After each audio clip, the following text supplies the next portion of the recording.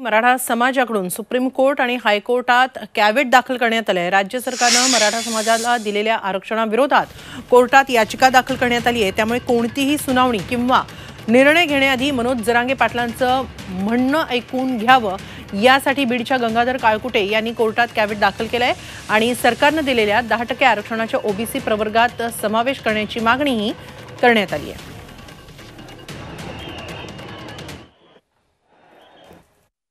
मराठा समाजाची आणि मनोजदादा जरांगे पाटलांची बाजू ऐकून घेतल्याशिवाय कुठलाही निर्णय यामध्ये घेऊ नये ही मागणी आहे।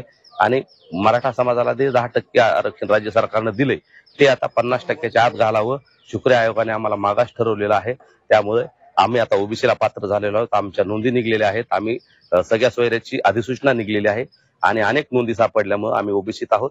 50%च्या आतलंच ओबीसी म्हणून आरक्षण मिळालं पाहिजे ही भूमिका आणि मनोजदादा जी सांगतील ती भूमिका मांडण्यासाठी आम्ही कॅव्हेट दाखल केलेला आहे।